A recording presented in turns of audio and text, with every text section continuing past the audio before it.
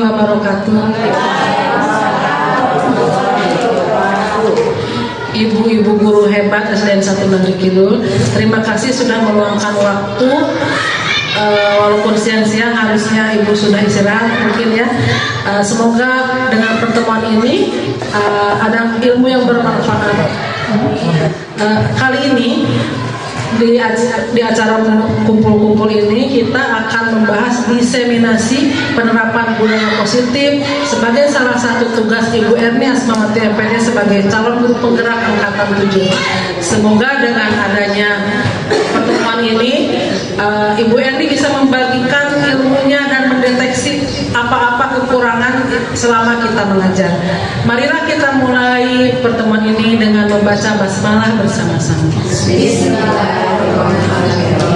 Kepada Bu Erni sebagai calon guru penggerak angkatan 7, silahkan acaranya dimulai. Terima kasih kepada Ibu Heni Hendarsi selaku MC yang sudah membuka kegiatan siang hari ini. Assalamualaikum warahmatullahi wabarakatuh. Ya, coba Ibu diulangi sekali lagi ya. Assalamualaikum warahmatullahi wabarakatuh.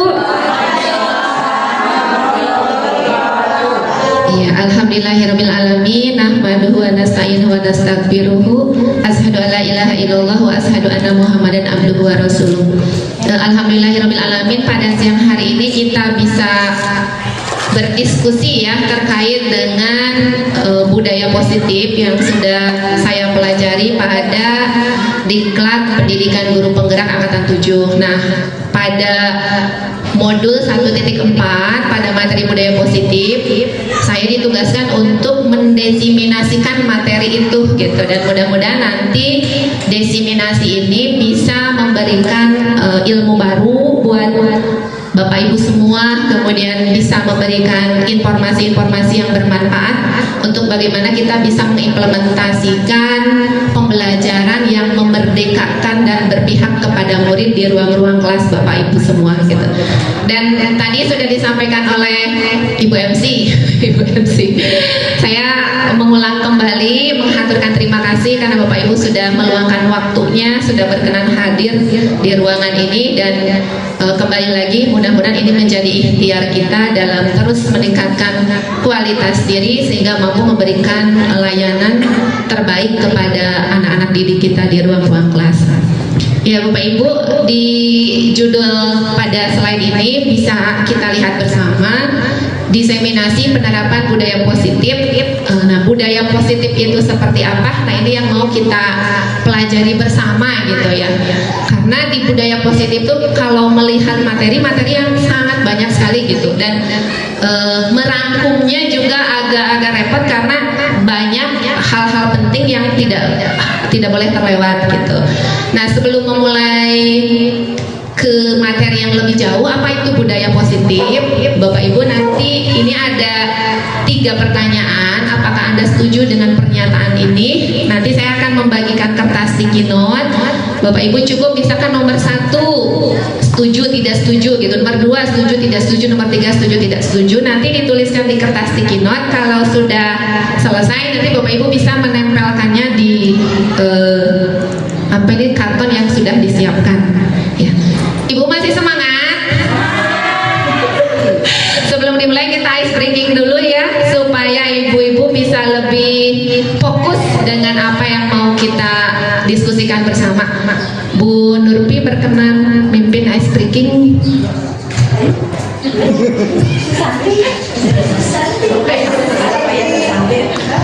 Ya, Bapak Ibu disilakan untuk berdiri biar tertunduh.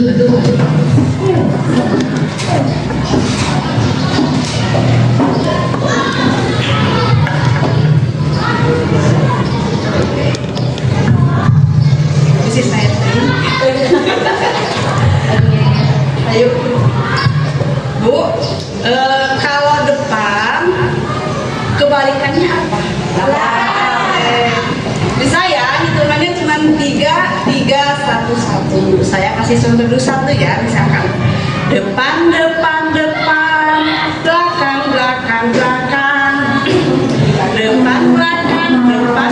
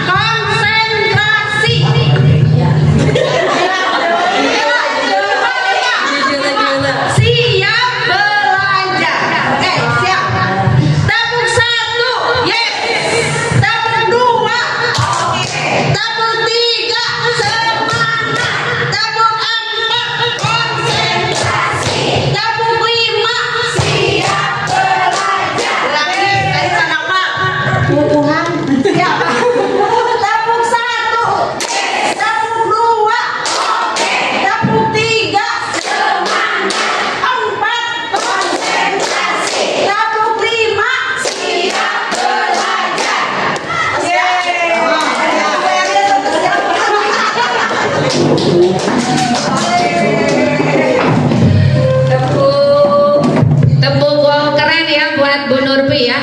Tadi sempat nervous, ini kayaknya yang ngasih materi Bu Nurpi deh. Oke, kita kasih tepuk wow keren buat Bu Nurpi ya. Tepuk wow keren buat Bu Nurpi. Wow keren, wow keren, yes, wow keren, wow keren, Bu Nurpi keren. Luar biasa, energinya banyak Bu Nurpi. Oke. Ya Bapak Ibu, seperti yang tadi sudah disampaikan, ini saya sudah siapkan kertas sticky note. Nanti Ibu hanya menjawab setuju, tidak setuju gitu. Ada 3 pertanyaan, nomor 1, nomor 2, nomor 3. Tidak usah disebutkan namanya Bu, di sticky note-nya aja cukup. Nomor 1 misalkan tidak setuju, nomor 2 setuju, nomor 3 atau setuju semua atau tidak setuju semua, silahkan gitu. Ya. Ibu kade aliron iya nak sholat di belakang kan ayat biasa nempel nak. Silahkan, kalau sudah selesai boleh langsung ditempel di karton yang sudah disediakan. Wih, nomor hiji. Ibu Maika juara. 1, 2, 3.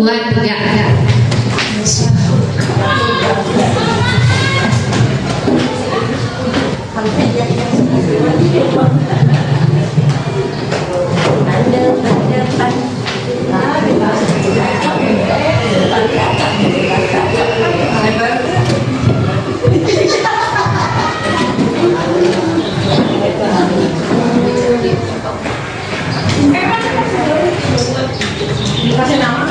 Enggak. Mau digoreng.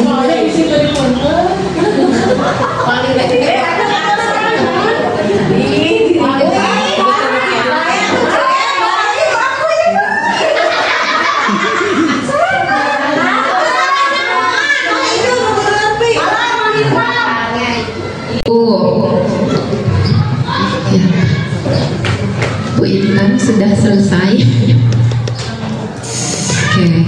Ya, Ibu, kita akan coba refleksi bersama ya. Nanti boleh acungkan tangan yang nomor 1 menjawab setuju atau tidak setuju. Nomor 1, apakah Anda setuju dengan pernyataan ini? Nomor 1, hukuman dapat mendisiplinkan anak. Yang setuju, tolong diangkat tangannya.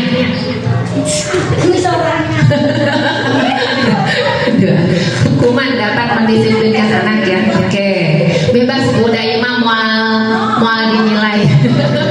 Hanya nanti mencoba menyamakan persepsi. Nomor 2, pemberian hukuman dengan hal positif seperti membaca atau membersihkan halaman sekolah dapat meningkatkan disiplin anak. Yang tidak setuju boleh angkat tangan. Yang tidak setuju. Duaan ya. Oke, berarti yang lainnya setuju ya. Oke, nomor 3, memberi penghargaan dapat meningkatkan motivasi belajar anak. Coba yang setuju angkat tangannya. Wah, ternyata setuju semua. Iya, Bapak Ibu, Bapak Nahici, Ibu Nasir. Berangkat dari pertanyaan pemantik ini, nanti kita akan mempelajari pendapat dari salah satu ilmuwan atau pakar di bidang pendidikan. Apa sih yang sebenarnya jawaban yang seharusnya dijawab oleh kita semua terkait dengan 3 pertanyaan ini gitu. Jadi Ibu santai, dia tiasa kaulah rupami materina atau sadayana.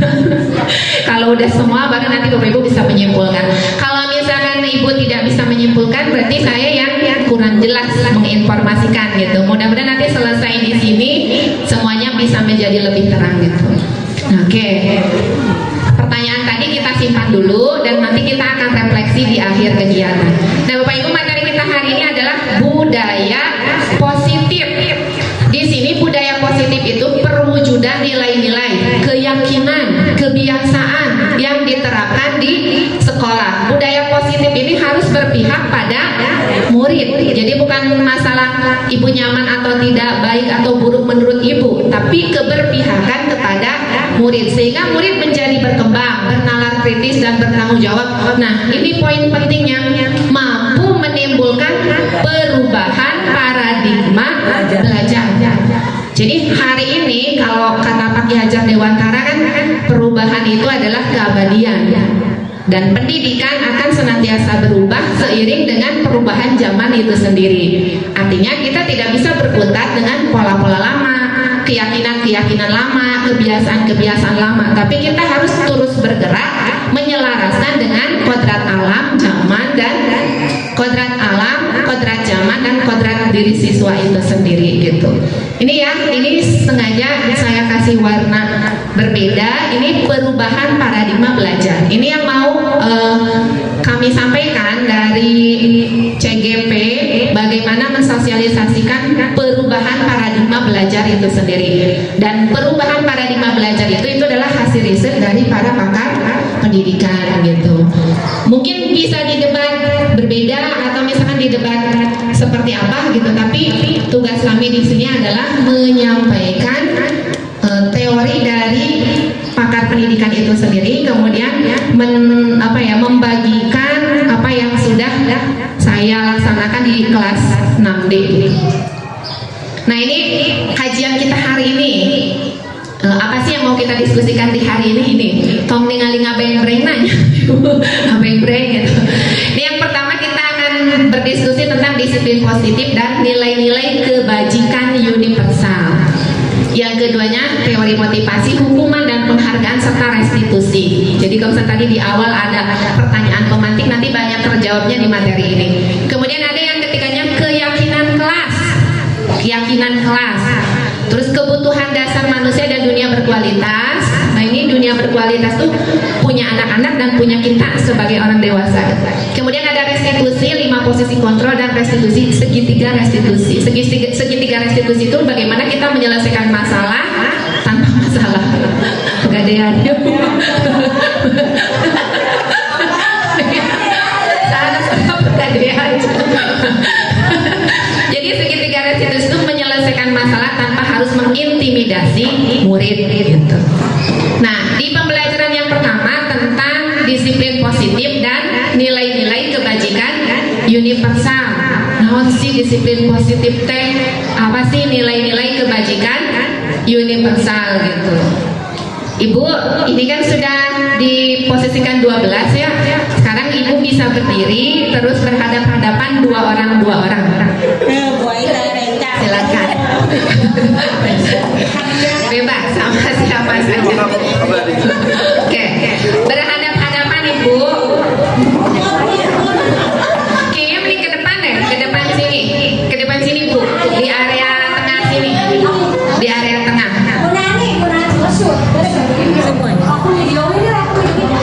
Oh iya. Oke, ibu boleh ke area tengah bu, ke area tengah, berjalan di area tengah. Ibu silakan ke tengah semuanya. Cekap, cekip. Oke. Papayun bu, kanan kiri kanan gitu, kanan kiri kan. Papayun, nah gitu, gitu bu, ada. So papayun. Ibu ini fokus atau ibu biasa kapan ini ya maka? Ya. Oke. Ibu sudah berhadap-hadapan ya. Sekarang dengarkan ceritanya. Tentukan dulu siapa yang jadi A dan siapa yang jadi B.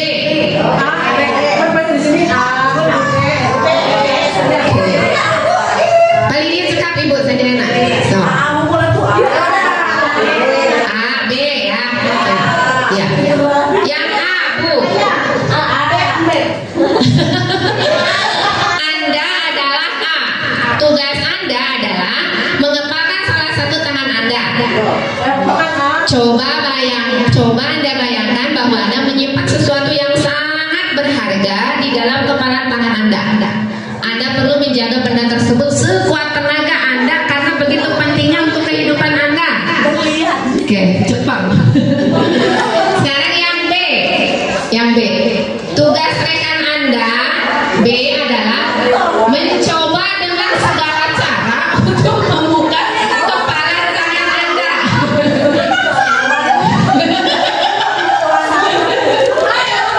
Sekedap teman Anda boleh membujuk, menghardik, mengintimidasi, memarahi, menggoda, menggelitik, bahkan menawari Anda uang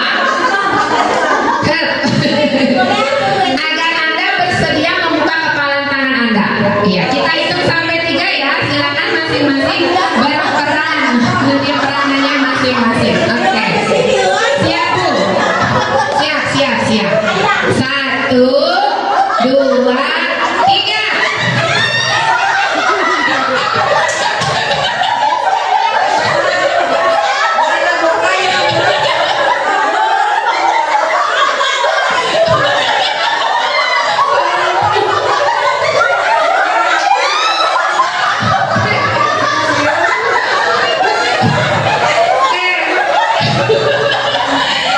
Waktunya sudah habis. Ibu sekarang yang menang.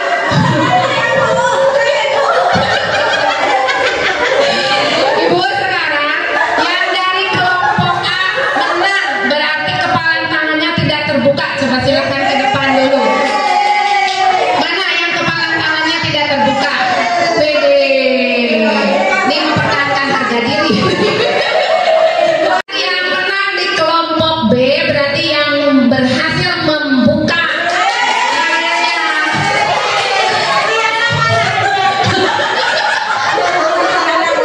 Tenang.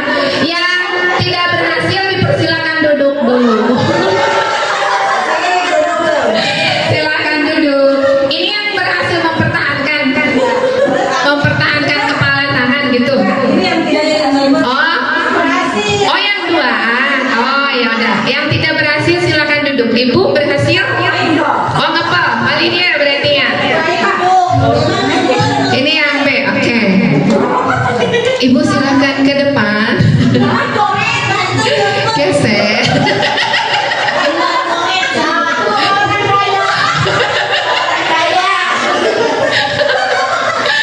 Berarti ini yang bertahan dengan kepala tangannya. Oke, ini yang berhasil membuka. Oke, ini teh apa artinya? Nanti ya Bu, silakan duduk lagi. Ada kayak nasi kotak. Iya, Ibu itu filosofi ya. Nanti akan saya kaitkan dengan materi budaya positif dari apa yang tadi sudah Ibu simulasikan. Bisa dilanjutkan? Ya, tepuk tangan dulu buat kita semua. Oke, terima kasih atas kerjasamanya. Nah Ibu, jadi perubahan paradigma yang paling penting di materi ini adalah bagaimana kita selaku pendidik mampu menggeser paradigma dari stimulus kontrol ke, karena Ibu tong lepatnya resnanya, dari stimulus ke teori kontrol gitu. Itu ya, karena paradigmanya sudah bergeser. Dulu responnya itu stimulus respon, bagaimana guru memperlakukan siswa, bagaimana guru memperlakukan murid. Nah hari ini paradigmanya adalah teori kontrol. Mudah-mudahan dipahami ya Bapak Ibu.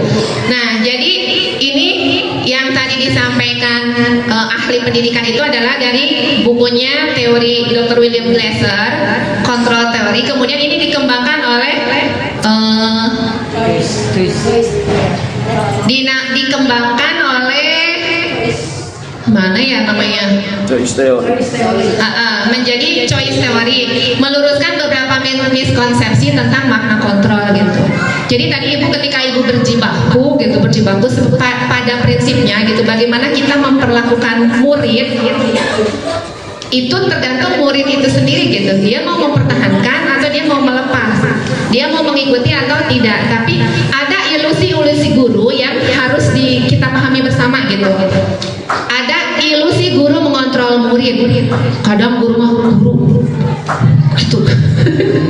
Sebenarnya tidak bisa Ibu. Jadi guru tidak bisa mengontrol murid. Walaupun misalkan kita merasa anak saya harus bisa kendalikan, harus bisa saya kendalikan. Pada prinsipnya tidak bisa. Jadi anak itu padanya memutuskan apakah dia akan mempertahankan kepalanya atau dia akan misalnya, itu keputusan anak gitu. Dan kita tidak bisa mengontrol itu. Yang kedua, ilusi ya Bu, ilusi itu namanya hayalan, imajinasi. Semua penguatan positif, efektif dan bermanfaat belum tentu. Hal-hal positif yang kita lakukan di kelas belum tentu itu bermanfaat untuk murid gitu. Yang ketiga, ilusi bahwa kritik membuat orang merasa bersalah dapat menguatkan karakter. Kritik kamu dokter, cung ibu oke misalnya gitu ya. Mana gitu segala disebutan. Merasa dengan seperti itu bisa merubah murid. Ternyata itu hanya ilusi. Pada prinsipnya murid itu yang akan merubah dirinya sendiri dengan paradigma yang kita sampaikan, dengan pengetahuan yang kita berikan gitu. Terus yang terakhir di sini ada ilusi bahwa orang dewasa memiliki hak untuk memaksa. Tidak bisa ya. Mungkin ini ilusi-ilusi yang terkadang kita lupa bahwa saya merasa seperti itu, padahal menurut teori Glasser itu sendiri tidak gitu. Pada prinsipnya murid kita itu dia memutuskan apapun berdasarkan keyakinan dirinya sendiri gitu.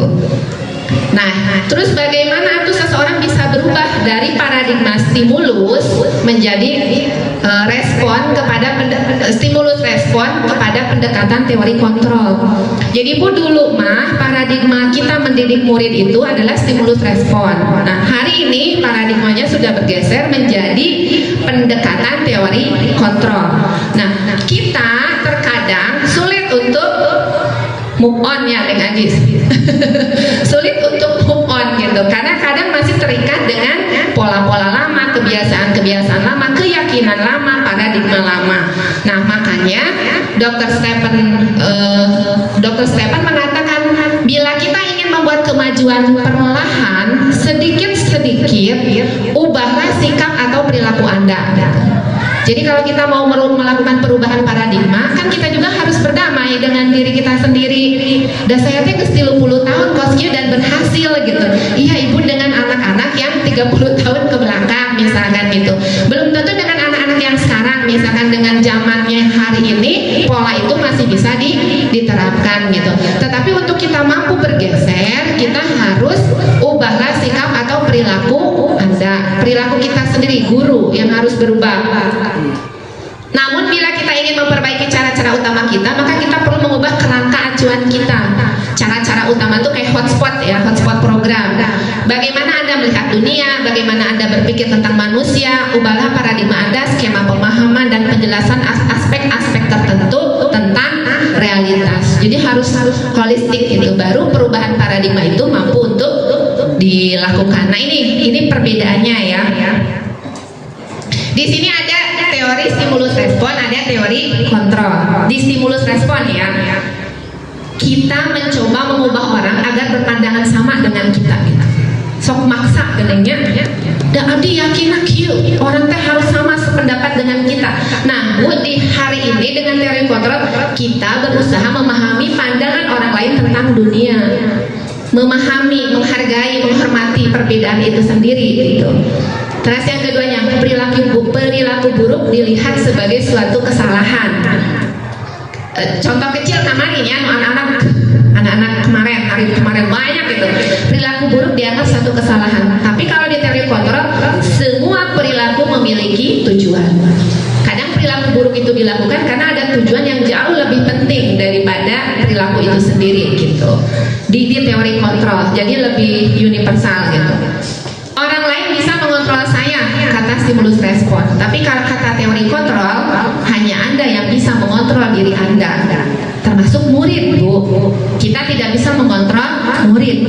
Murid itu pada akhirnya dia mengontrol dirinya sendiri. Dia yang memutuskan berdasarkan keyakinannya gitu. Karena saya bisa pemaksaan ada pada saat bujukan gagal. Kalau di sini beda lagi, kolaborasi dan konsensus. Konsensus itu kesepakatan menciptakan pilihan-pilihan baru gitu. Terus model berpikir menang kalah. Kalau di sini tuh nggak boleh menang kalah. Menang kalah tuh maksudnya gurunya happy, muridnya ya tidak senang, atau muridnya senang, gurunya tidak happy gitu. Kalau model berpikir menang-menang, semuanya jadi baik. Gurunya senang, anaknya juga senang. Tujuan guru tercapai, tapi anak tidak merasa terbebani gitu.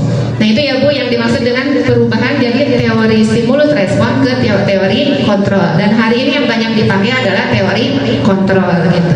Makanya konsepnya kan memerdekakan murid gitu. Terus berpusat pada murid, pamiata atas di kampung pun memuliakan murid. Bahkan pami saur Bapak Ki Hajar Dewantara mah mengabdi pada murid, menghamba kepada murid. Itu filosofi Bapak Ki Hajar Dewantara. Sampai saur abdi ya Bu, soalnya kayak mau protes menghamba mah ke Allah, leres menghamba mah ke Allah. Tapi saking bagaimana kita harus memuliakan anak, saking bagaimana kita harus memberikan kesan baik kepada anak, maka paradigma yang diajarkan oleh Bapak Ki Hajar Dewantara sebenarnya dikapungkur, tibaheula sapatos itu. Hanya saja tidak terkaji, belum terkaji oleh kita semua gitu. Nah, ada yang dikenal dengan nilai-nilai kebajikan universal. Tadi kan itu nilai-nilai kebajikan universal bukan? Iya, karena itu bisa diterima oleh semua kalangan, semua orang, lintas disiplin ilmu, lintas bahasa, lintas agama gitu. Nah, setiap perilaku atau perbuatan memiliki tujuan. Ini dalam nilai-nilai kebajikan universal. Tapi dengan mengaitkan nilai-nilai kebajikan yang diyakini seseorang, maka motivasi intrinsiknya akan terbangun. Jadi nilai-nilai kebajikan universal tujuannya menumbuhkan motivasi intrinsik. Motivasi intrinsik itu motivasi dalam diri anak yang lahir karena kesadaran dirinya sendiri, tanpa intervensi dari orang dewasa di luar dirinya atau temannya. Itu murni dari dalam hatinya gitu. Nah, di Indonesia mah saur nate nilai-nilai kebajikan universal itu untuk sekolah itu adalah profil pelajar Pancasila. Masih emut tuh Bu? Masih emut tuh? Coba Bu orang ada sakedap ameh teu nundutan. Ya. Coba yang bersedia Ibu menkesek nyanyi. Profil pelajar Pancasila. Pelajar Pancasila beriman dan bertakwa pada Tuhan yang esa dan berakhlak mulia, berkebinekaan global, gotong royong mandiri, kreatif dan bernalar kritis, kreatif dan bernalar kritis. Bu biasanya Ibu ya jika budak rekada lamun joget teh ulah nanggung. Kuina ulah nanggung kagok. Ya Bu, semangat Bu. Profil pelajar Pancasila. Pelajar Pancasila beriman dan bertakwa pada Tuhan yang esa dan berakhlak mulia, berkebinekaan global, gotong royong mandiri, kreatif dan bernalar kritis, kreatif dan bernalar kritis. Oke, terima kasih. Silakan duduk. Nah itu ya Bu, jadi nilai-nilai kebajikan universal tuh kalau berdasarkan undang-undang Indonesia tuh diarahkannya ke sana. Tapi masih banyak nilai-nilai kebajikan universal yang terkandung di dalam nilai-nilai profil pelajar Pancasila gitu. Nah itu materi yang pertama ya Bu. Ibu kada hilang. Margi pami Ibu tenapal abdi setiasa nyampe ke jadi nu kahijina tadi tentang apa Bu? Disiplin positif dan nilai-nilai kebajikan universal gitu. Aina orang dengar di materi Bu lembar kedua. Tadi mah berarti perubahan dari stimulus respon ke teori kontrol. Itu poinnya ada di situ. Terus nilai-nilai kebajikan universal itu adalah profil pelajar Pancasila. Nah, yang kedua adalah teori motivasi, hukuman, penghargaan dan restitusi. Nah, iya. Pertanyaan-pertanyaan yang tadi pemantik di awal lebih banyak dibahas di materi ini gitu. Nah, teori motivasi atau perilaku manusia ini menurut Diane Gawson tuh dibagi menjadi 3 motivasi untuk menghindari ketidaknyamanan atau hukuman. Jadi si anak teh kadang motivasinya teh hasil dihukum, daripada dicarikan ibu guru. Abi kantos Bu, kenapa piket bisa dicarikan ibu? Berarti itu motivasinya masih motivasi eksternal, takut menghindari ketidaknyamanan atau hukuman. Yang kedua, untuk mendapatkan imbalan atau penghargaan. Kan ayah budak tanya, jika tadi kapayun sugante ayah hadiah. Hadiah mana? Nah ini tuh mendapatkan imbalan atau penghargaan dari orang lain. Berarti ini masih motivasi eksternal gitu. Nah, nukatilu Bu, nukadah dicapai oleh kita selaku guru di murid untuk menjadi orang yang mereka inginkan, menghargai diri sendiri dengan nilai-nilai yang mereka percaya gitu. Nah, ini motivasi internal, tujuan dari disiplin positif. Jadi disiplin positif mah dibangun untuk membentuk si peserta didik itu memiliki motivasi internal di dalam melakukan nilai-nilai kebaikan atau nilai-nilai positif itu sendiri atau budaya positif itu sendiri gitu.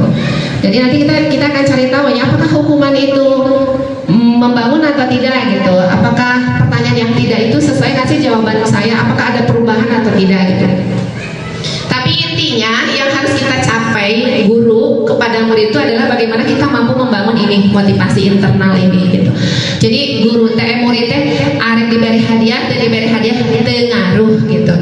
Terus misalkan mau di motivasi eksternalnya tuh mau dihukum atau enggak tidak berpengaruh gitu. Karena itu mah memang benar-benar lahir dari intrinsik diri si anak itu sendiri. Dia udah nggak butuh lagi motivasi dari luar. Kami sahur profil pelajar Pancasila mah mampu meregulasi dirinya dengan baik gitu si anak itu. Walaupun pada akhirnya itu kan prosesnya. Nah ini karena kecil-kecil sudah diperinkan ibu itu ada bagian belakangnya, nanti sambil jalan saja. Jadi perbedaan antara hukuman itu apa? Hukuman, konsekuensi dan restitusi. Nah Bu, hukuman ia teka tinggal tapi kan pas diperinkan kangge bakal supaya paham gitu. Hukuman itu ini disebutnya identitas gagal.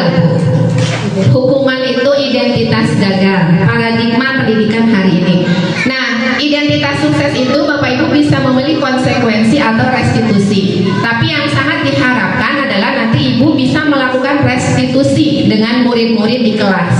Konsekuensi itu pilihan, tapi restitusi adalah keharusan gitu. Tapi restitusi itu naon kadang restitusi. Restitusi untung kan. Abinya pun ujung alitan ngopi restitusinya asap liur nawan sih restitusi teh gitu. Ningali bacaan mana banyak waduh nanti gitunya. Tapi ini sudah diringkas. Ibu bisa lihat. Tadi dan Bu Indua. Iya. Hukuman disebutnya identitas gagal. Jadi kalau tadi di pertanyaan pemantik, apakah hukuman bisa apa? Emot Bu pertanyaannya. Nah, apakah hukuman bisa mendisiplinkan anak? Kalau melihat teori dari Diana Gosan, hukuman itu jawabannya berarti tidak. Iya, tidak akan mampu merubah hukuman itu, hanya akan meninggalkan luka yang bisa diingat sampai dia tua nanti. Hukuman ya Bu ya. Hari ini paradigma pergeseran paradigma pendidikannya. Karena Bu beli bahwa lamanya digepuk nasi Bu. Sana-sana tangan sih penggaris. Bahwa lamanya digepuk penggaris soalnya tenanawan gitu. Iya, balik lagi Bu kontrak. Iya, menaya namanya pun diudah-udah. Jadi kodrat zamannya sudah tidak sesuai gitu. Jadi hindari hukuman. Tapi nanti kita bisa beralih ke konsekuensi atau restitusi. Lebih jelasnya nanti sambil jalan. Ini hanya bahan bacaan. Nanti Bapak Ibu apa sih konsekuensi dan restitusi? Kalau hukuman mah hanya sebatas untuk tahu saja gitu. Nah, Ibu di bagian halaman kedua kertasnya, ketiga ya, halaman ketiga kertasnya, di situ tugas Bapak Ibu punten, nanti ada satu orang yang berkenan untuk presentasi. Di sini ada tindakan guru, ada tindakan ke 1, 2, 3, 4, 5, 6. Iya. Yang 6 ini nanti Ibu bisa pilih tuliskan di sini. Kalau ini hukuman tulis hukuman.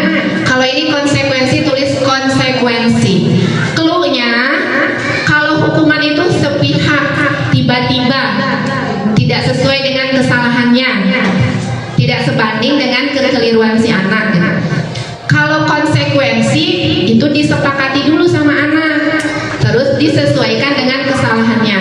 Ini clue-nya di sini.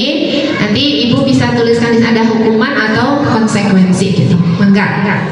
2 menit Rupina. Nanti ada satu orang yang bersedia untuk mempresentasikan jawabannya.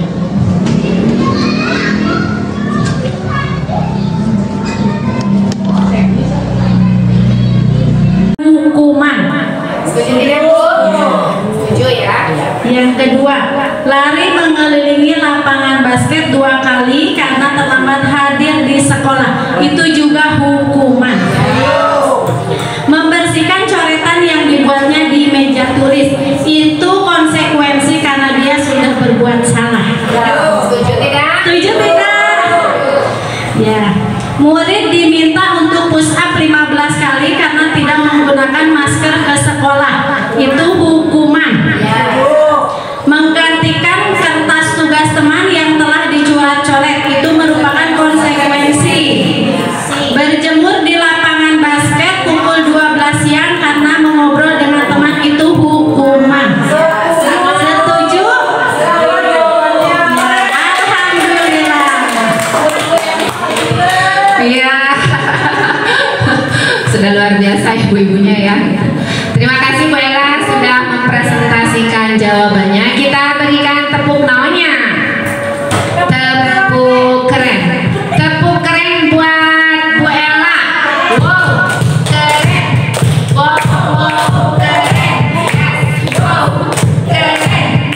Wow, keren. Bu Ella keren. Terima kasih.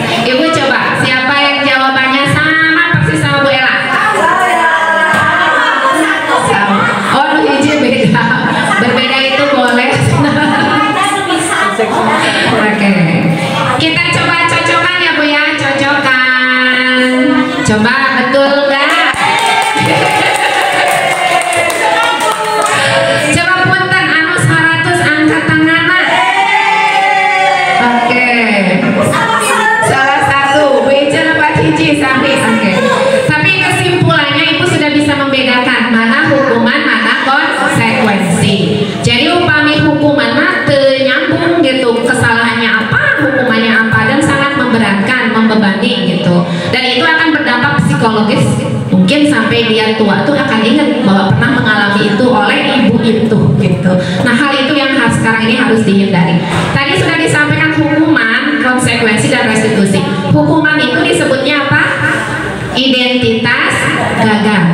Berarti kalau di sini ada hukuman hindari, tidak boleh, hindari gitu ya. Hal-hal seperti ini sudah tidak relevan dengan kodrat zaman anak-anak gitu. Konsekuensi masih boleh pilihan, tapi cara menyelesaikan masalah dengan murid yang paling baik adalah restitusi ya. Nanti kita akan masuk ke restitusi. Nah, ini apa sih restitusi? Itu atuh menilir jadi untung kayak Bu Restuti. Restitusi. Restitusi itu Bu, ya Ibu kudu rada fokus sakit. Tepuk 1. Nah, bukan ini. Badanmu di sini, hatimu di mana, jangan gitu ya. Oke, tepuk 1. Oke, terima kasih. Nah, restitusi itu Bu, restitusi itu penting ya, karena ketika anak ada masalah, ketika di kelas ada masalah, maka cara menyelesaikannya adalah dengan restitusi. Itu yang harus dilakukan oleh guru. Restitusi adalah proses menciptakan kondisi bagi murid untuk memperbaiki kesalahan mereka, sehingga mereka bisa kembali pada kelompok mereka dengan karakter yang lebih kuat. Ya, jadi guru itu menciptakan kondisi. Si guru itu harus mampu menciptakan kondisi untuk anak mampu menyelesaikan masalahnya. Restitusi juga merupakan proses kolaboratif yang mengajarkan murid untuk mencari solusi dari masalah mereka, membantu murid berpikir tentang orang seperti apa yang mereka ingin menjadi tujuan mulia, dan bagaimana mereka harus memperlakukan orang lain. Jadi Bu, restitusi mah besinya tetap panjang-panjang tinggal intina sih. Intina restitusi mah Bu, guru itu harus mampu menciptakan kondisi sehingga anak itu menemukan solusi dari masalah masalahnya? Anak itu yang menemukan solusinya, bukan guru yang memberi tahu tempe. Bukan guru yang menginformasikan solusinya. Itu restitusi ya Bu. Ya salah paham ya, sampai teorinya dulu restitusi. Terus kita kumaha tuh praktekna kayaknya Bu, sabarnya di ujung. Di ujung. Kita akan masuk dulu pada pembelajaran yang ketiga tentang keyakinan kelas. Keyakinan kelas. Ada yang bisa berpendapat dulu nggak Bu? Apa sih keyakinan kelas? Keyakinan kelas kalian neron kelas dina kertas mau aya Ibu. Keyakinan kelas apa Bu? Kami keyakinan hati Ibu. Mantap. Bisa ditempati untuk belajar dengan baik. Keyakinan kelas. Gimana Bu? Dari kondisi kelasnya yang bisa dipakai untuk belajar nyaman untuk anak-anak dan guru. Oke, nah keyakinan kelas ya Bu. Nah berarti itu nanti keyakinan kelas yang bisa diajukan gitu ya Bu ya. Oke, kita lanjut dulu. Ibu betul itu salah satu bentuk keyakinan kelas. Nah Bu, mengapa tidak peraturan kelas saja? Mengapa harus keyakinan kelas? Kita kan sudah familiar dengan istilah peraturan kelas 4A. Tata tertib SDN 1 Negeri Kidul atau tata tertib kelas misalkan Neng Agis 5A gitu yang bener. Dengan peraturan kelas. Nah ada pertanyaan, mengapa tidak peraturan kelas saja? Mengapa harus keyakinan kelas? Kita akan coba memahami pertanyaan ini dari sini ya. Mengapa kita memiliki peraturan harus menggunakan helm bila mengendarai kendaraan roda 2? Coba Bu, kira-kira apa? Keyakinannya apa? Untuk mengantisipasi kalau terjadi Kecelakaan. Bu Ina apa Bu? Keamanan dan keselamatan itu. Jadi keyakinan kelasnya itu keamanan dan keselamatan. Lain masalah helm nah. Dan motor naik motor banyak pakai helm, mau naik angkot. Abdi kan mau ikut Bu Ina pas pulang pakai helm di angkot. Jadi yang jadi masalah bukan helm nah, tapi keselamatan dan keamanannya. Itu ya Bu yang di keyakinan kelas itu. Kalau ini peraturan, keyakinannya adalah untuk keselamatan gitu. Yang kedua, mengapa kita memiliki peraturan 3M menggunakan masker, mencuci tangan, menjaga jarak gitu. Nah, kesehatan keyakinannya. Peraturannya ini peraturannya harus ini. Keyakinannya adalah kesehatan. Mengapa kita memiliki peraturan harus datang tepat waktu pada saat mengikuti pelatihan? Nah, betul. Keyakinannya disiplin, peraturannya ini gitu ya Bu, bedanya antara peraturan dan keyakinan. Nah untuk mendukung motivasi intrinsik kan apa tadi teh? Motivasi dalam diri si anak gitu, kembali ke nilai-nilai atau keyakinan lebih menggerakkan seseorang dibandingkan mengikuti serangkaian peraturan-peraturan. Kalau yakin mah Bu, kayak mesti Bu pocok deh istilahnya pakai helm weh gitu. Karena untuk keselamatan teh, tapi kamu dia banyak pakai helm sampai polisi nanya. Nah berarti itu mah masih di tataran peraturan. Nah, si Jaja menyentuh ini gitu. Terus kamu pakai helm deket dia, polisinya oke. Nah itu berarti peraturan ya. Kalau keyakinannya mah untuk menjaga keselamatan dan keamanan. Nah itu ya Bu ya. Terus pahaminya bedanya peraturan sareng keyakinan. Benar ini tunduh teh. Lamun cek dina WA apa gitu. Bantu menjawab. Nah, ini Bu. Ini tadi kan judul besarnya budaya positif Bu. Nah budaya positif ini dibangun dari awalnya sih memang peraturan kelas berangkatnya, tapi hari ini paradigma pendidikannya peraturan kelas itu harus kita bangun menjadi keyakinan kelas sehingga muncul motivasi intrinsik anak untuk melakukan nilai-nilai kebajikan universal. Kalau peraturan maka jadi jatuh nanti besi dihukum, besi diiu. Kalau peraturan aku aja nomor hiji sampai nomor 10 udah kayak macam liurnya aku ngalaksanakeun anak geus poho untung nanti masuk 15 menit sebelum jam genep can kadar padahal di tata tertib SDN 1 Negeri 15 menit sebelum masuk harus sudah di sekolah gitu. Nah, jadi dari peraturan ini harus lebih naik ke keyakinan kelas sehingga muncul motivasi intrinsik si anak. Nah, dari keyakinan kelas nanti diharapkan muncul lingkungan positif di kelas tersebut sehingga karena lingkungannya positif ini mampu melahirkan budaya positif di anak-anak gitu, di kelas, di ruang-ruang kelas. Bu, iya mah di modul hiji mah jadi itu bicara sekolah, itu bicara kelas batur gitu nya. Kelas ibunya Lira kayak gitu, kelas ibunya Lira. Lalu ketika kelas Bu Ella sareng Bu Nono kelas seueur. Iya, jadi dari peraturan kelas masuk ke keyakinan kelas, lingkungan positif dan lahirlah budaya positif. Ibu iya mah intina nya, ibu kan lamun ninggalin seueur sok horeangnya. Jadi ku abdi ge inti nungkul. Nah, pembentukan keyakinan sekolah atau kelas itu, jadi intinya mah Bu kalau keyakinan kelas mah meureun lebih abstrak gitu nya daripada si peraturan itu, lebih universal gitu, jangkauannya tuh lebih banyak gitu. Tapi inti poinnya mah tadi terus dibahas. Punten. Ya, punten. Ibu itu ada selanjutnya di bawah di tugas yang ini cek. Nah, yang tugas 2 di situ ada ya, selainnya kurang 1 harusnya jangan dulu ada jawaban yang itu dulu. Lanjutkan. Saya kecewa sekali dengan kamu, cenah. Itu tuh berarti masuknya membuat orang merasa bersalah. Kayaknya ibu akan rada bingung, jadi kita coba lanjutkan dulu belum masuk ke sana. Bu, membedakan antara peraturan dengan keyakinan kelas.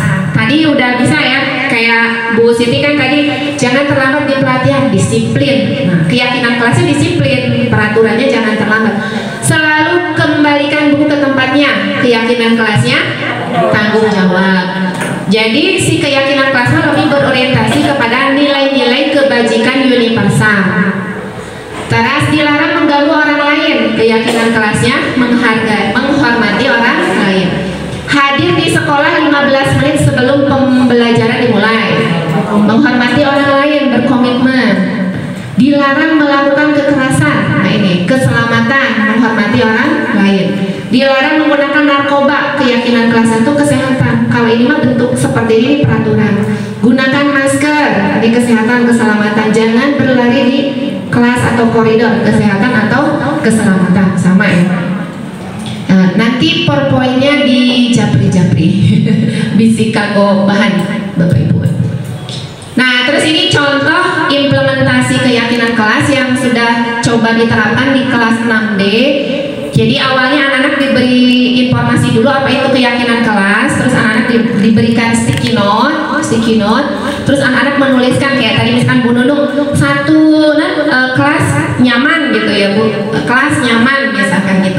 Kan Bu bahasa anak dulu. Nanti sticky note-nya dikumpulkan kayak oh iya mah disiplin, iya mah tanggung jawab, iya mah menghormati orang lain, kelompok-kelompokkan Bu Ibu teh berdasarkan keyakinan kelas. Nanti sudah ada disimpulkan. Setelah anak menuliskannya di kertas, semua anak dan guru harus menandatangani keyakinan kelas itu. Keyakinan kelas itulah yang nanti akan dilaksanakan dan ditaati oleh semua warga sekolah gitu. Nah, ini contoh keyakinan kelas yang sudah dibuat di kelas 6D, disiplin, terus saling menghargai. Nah, ini tidak boleh jajan jalannya. Ini berarti kan keyakinan kelas itu menjaga kesehatan. Terus ia melaksanakan sholat duha bersama. Berarti ini keyakinan kelas tanggung jawab, atau bisa juga masuk ke disiplin ya ke sini. Nah, ini bahasa anak yang menggunakan HP ketika pembelajaran dan menjawab chat orang tua. Nah, ini refleksi abdi gitu ya kamari. Berarti ini harusnya bahasanya itu bukan ini makan bahasa peraturan. Harusnya keyakinan kelas mah misalkan dirubah tanggung jawab dalam menggunakan handphone gitu. Terus dia bergotong royong. Nah, ini tanda tangan anak-anak setelah ini anak-anak menyepakati bahwa inilah keyakinan kelas kita. Nah, terus ini ada testimoni dari salah satu anak kelas 6D, bagaimana perasaan dia ketika sudah melakukan keyakinan kelas itu. Assalamualaikum warahmatullahi wabarakatuh. Halo teman-teman. Saya Sayyidah Fatihatul Husna Al-Maghfirah dari kelas 6D SDN 1 Nabi Kidul Purwakarta. Ibu wali kelas saya bernama Ibu Erni Asmawati. Nah, perasaan saya ketika saya membuat keyakinan kelas di 6D ini, saya merasa bahagia karena kita semua membuatnya bersama-sama dan kita tidak merasa takut, dan bagi saya sangat bahagia saat melaksanakan menggunakan keyakinan kelas ini. Terima kasih. Assalamualaikum warahmatullahi wabarakatuh. Halo teman-teman, perkenalkan nama saya Asterina Putri dari kelas 6D SDN 1 Negeri Kidul. Jadi hari ini kita sedang membuat keyakinan kelas. Keyakinan kelasnya ada disiplin, saling menghargai, tidak boleh jajan, biar menjaga kesehatan. Dilaksanakan sholat duha bersama, menggunakan HP ketika pembelajaran dan menjawab chat orang tua, dan bergotong royong. Jadi di sini kita udah tanda tangan sekelas. Ingat, kita sudah membuat keyakinan kelas yang kita bisa disepakati bersama-sama. Sekian perasaan dari saya. Wassalamualaikum warahmatullahi wabarakatuh. Bu, jadi kalau saya tanya sama anak-anak itu, kalau bedanya peraturan sama keyakinan kelas itu kan, kalau peraturan mah guru yang buat, orang dewasa yang buat. Anaknya harus begini. Tidak ada diskusi dulu. Tapi kalau keyakinan kelas dibuat bersama-sama dan itu kesepakatan gitu. Jadi anak-anak merasa ya itu dari kita semua gitu, maka tanggung jawab gitu untuk melakukan peraturan kelas atau untuk melaksanakan keyakinan kelas itu sendiri akan menjadi lebih mudah gitu. Nah, ini refleksi abdinya menuju kamari melaksanakan keyakinan kelas, membuat keyakinan kelas. Jadi refleksinya tuh harusnya tuh implementasi pembuatan keyakinan kelas itu dilaksanakan pada awal tahun ajaran baru ya. Tapi kan karena ilmunya juga baru tahu bulan November, ya udah dipraktekinnya setelah bulan November gitu. Terus bahasa yang digunakan masih terkesan seperti peraturan kelas, bukan keyakinan kelas gitu. Jadi nanti mungkin bahasa keyakinan kelas itu kan lebih universal, terus tidak bertele-tele gitu, lebih jelas gitu. Nah, rencana perbaikan untuk implementasi ke depan buat saya sendiri, nanti pembuatan keyakinan kelas dilaksanakan pada awal tahun ajaran. Bahasa yang digunakan lebih berfokus pada bahasa-bahasa keyakinan kelas gitu redaksinya. Dan emang berbeda ya ketika itu anak-anak yang buat dan anak-anak melanggar gitu. Misalkan tidak mentaati karena satu alasan, kita tuh melaksanakan segitiga restitusinya lebih mudah karena itu peraturan yang dibuat bersama gitu. Nah, segitiga restitusi itu apa? Mungkin di materi selanjutnya. Ada segitiga biru, di sini ada mal kue segitiga biru, tapi bentuknya sama kan? Segitiga biru. Okay. Nah, kita masuk ke materi yang keempat. Kebutuhan dasar manusia dan dunia berkualitas. Ini ya pertama kali Abi membaca istilah dunia berkualitas gitu ya. Kayak sedikit pergi kemana gitu, kok ya istilah dunia berkualitas gitu. Lamun globalisasi kan dunia tanpa batas ya, dunia tanpa batas. Nah, ini mah ada istilah dunia berkualitas. Dan dunia berkualitas ini adalah milik murid dan milik guru. Dunia berkualitas itu. Nah, ini kebutuhan dasar manusia menurut Dr. William Glasser. Nah, kebutuhan dasar manusia ada zona yang 5, Bu. Yang pertama, bertahan hidup. Bertahan hidup kira-kira apa, Bu, untuk memenuhi kebutuhannya? Makan, minum. Nanti, Bu. Pamit liburan hidup mual, Bu. Hidup berarti itu bukan bertahan hidup ya. Tapi kan hari Bu Ina mah beda. Bu Ai liburan wae Bu Ina. Iya. Yang pertama bertahan hidup. Yang kedua, Ibu, kebutuhan dasar manusia itu adalah kasih sayang dan rasa diterima. Jadi si anak murid juga sama, Bu. Di kelas itu bagaimana si anak merasa kita memberikan kasih sayang dan rasa nuju abdi ayat tugas di modul 1.2 si anaknya menuliskan surat, terserah dia mau ngomong apa, berikan ke abdi kang guruna gitu. Ada satu bahasa si anak yang kayak hari abdi kemana wae gitu ya, tidak menyadari itu gitu. Jadi ayah anak mau bilang aku tuh pingin ibu tuh senyum ke aku. Kelas ada orang keseri wae di kelas senyum kan mungkin dia secara personal bu tidak pernah dapat itu dari abdi itu. Seperti di ciriannya namanya isu kan, kalau begitu diajak ngobrol sih udah dideketan diajak ngobrol seserian. Itu bu hal kecil yang kadang kita nggak paham, hal kecil yang kadang kita nggak sadar.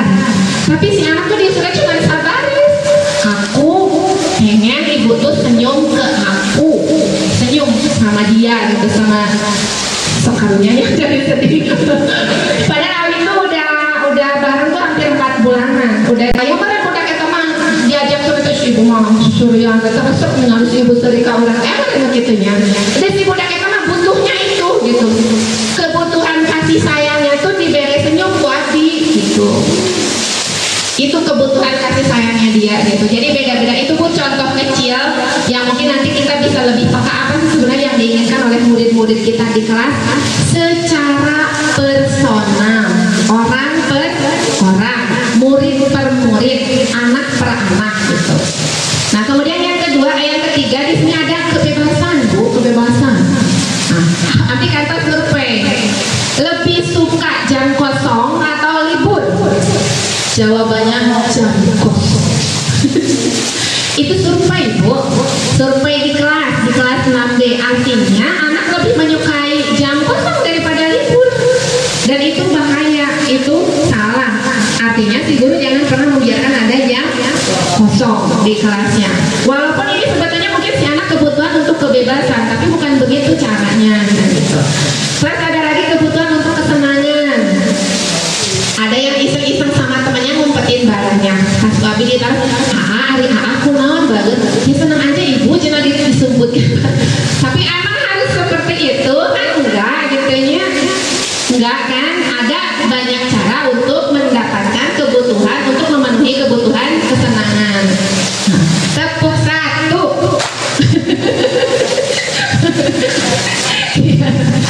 Terus punten bu, tos hujannya. Terus ayat kebutuhan penguasaan. Ada bu murid kita di kelasnya yang pakai batu teh kumaha jenak gitu. Kudu nurutnya seayat kan. Itu adalah kebutuhan anak akan penguasaan. Itu harus dipenuhi oleh kita gurunya, tapi dengan cara yang benar. Kebutuhan penguasaan misalkan diberikan tanggung jawab leader, ketua kelompok atau seksi keamanan, sehingga kebutuhan penguasaannya itu terpenuhi pada proporsi yang tepat gitu. Ibu pada prinsipnya kebutuhan dasar manusia ini adalah kebutuhan dasar murid-murid kita di kelas. Jadi ini yang harus kita usahakan mampu dipenuhi kepada murid-murid kita gitu. Baik bertahan hidupnya, kasih sayang dan rasa diterima, kebebasannya, kesenangannya gitu. Ya masa otik cicing mudah cicing ini yang nggak dapat kebutuhan kesenangannya nggak dapat kan baik gagal dinding oke asal dalam porsi yang benar gitu. Ada ibu coba sana masih emosi dakap bari balem emot bu Ina emot tapi ibu praktekkan saya ini ya upang abdi parantos di kelas baham nabalan rekening nyarion panah yang sidaket dina luhur meja salika aja kapetot pramuka.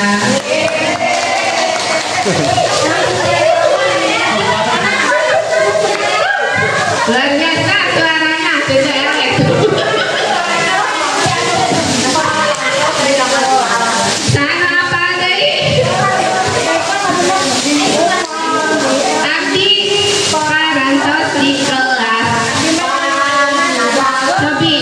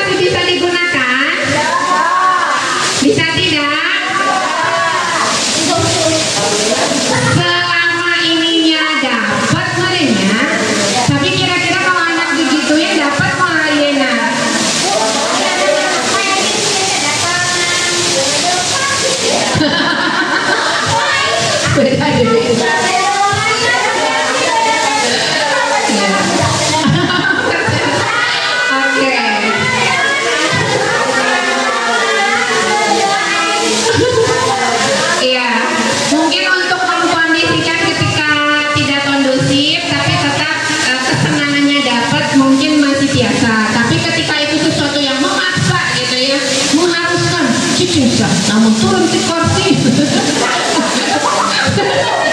Dilekan kok ibu.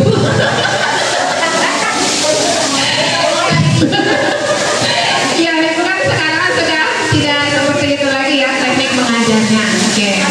Nah ibu ini yang banyak ini intinya yang tadi sudah diceritakan ya.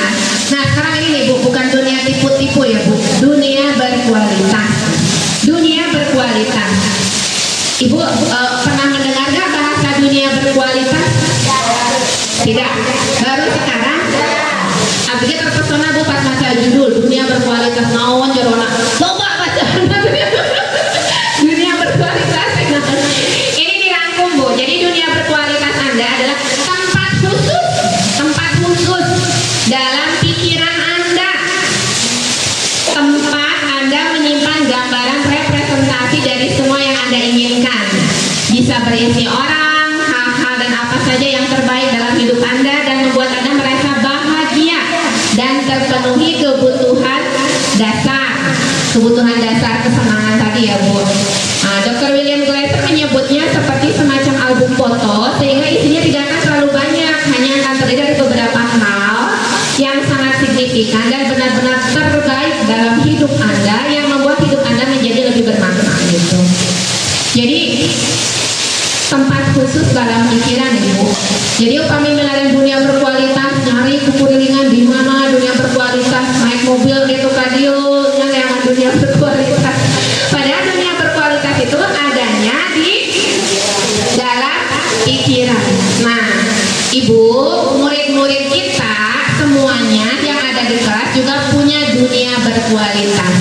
Dan bagaimana kita mampu mengisi dunia berkualitas itu sehingga banyak memori-memori baik dalam dunia berkualitas si anak itu.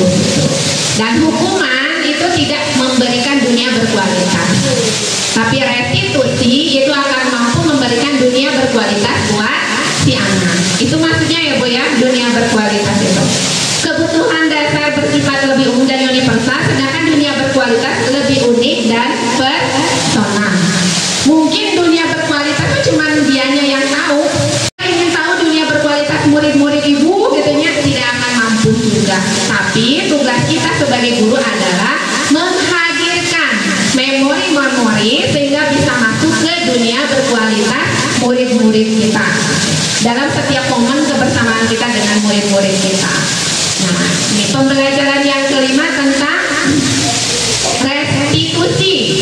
restitusi atau 5 posisi kontrol. Nah, iya bu, iya materi anu hot dina materi budaya positif. Senang bu, 5 posisi kontrol lebet ke segitiga restitusi atau. Nah ini bu, 5 posisi kontrol. Jadi guru itu kita ya, guru kita, saya, ibu semua, kita itu kadang berada di posisi penghukum. Misal ya, beda bu. Kalau konsekuensi itu dilakukan dengan kesepakatan, itu tidak masalah karena itu sudah kesepakatan. Tapi kalau penghukum itu beda. Saking keselnya kan, buka sepatu, lompat di lapang, gitu, penghukum. Atau misalkan adik kamu ngerti gitu ya, ibu acak-acak tadi, setengah budak gitu ya misalkan. Itu menghukum kepada si murid.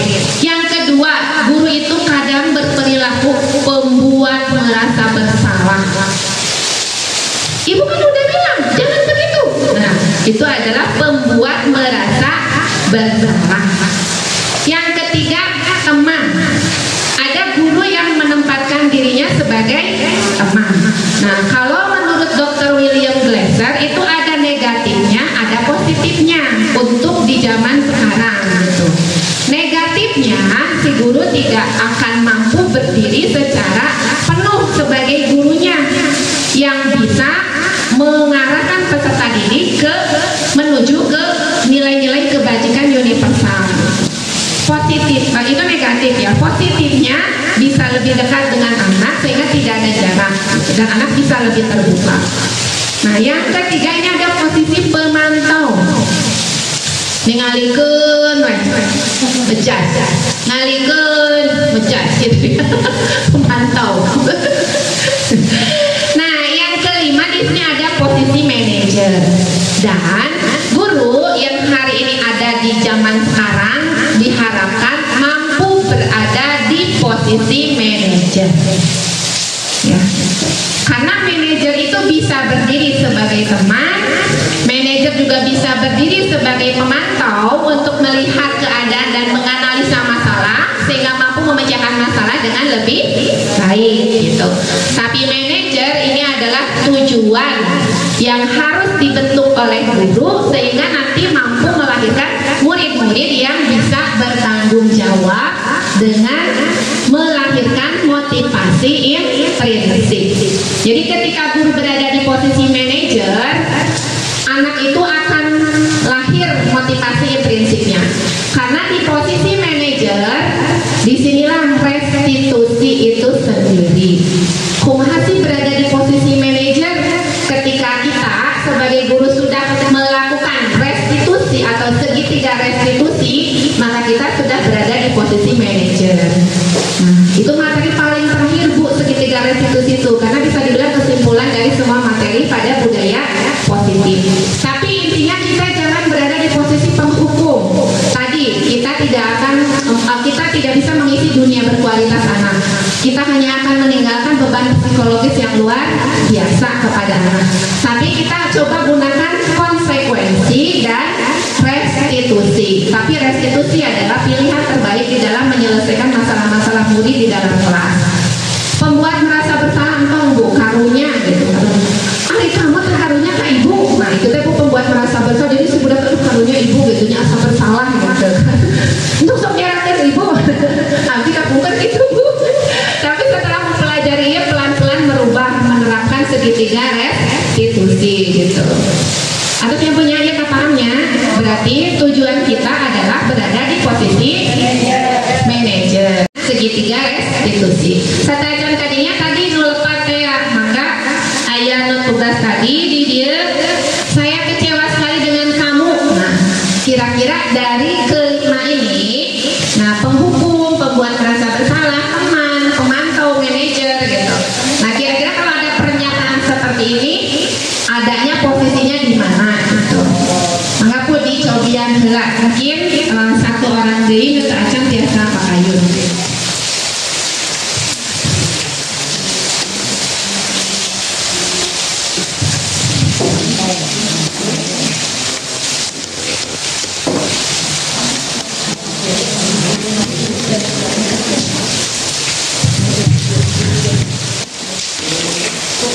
Tepuk tangan dulu buat Bu Nuno.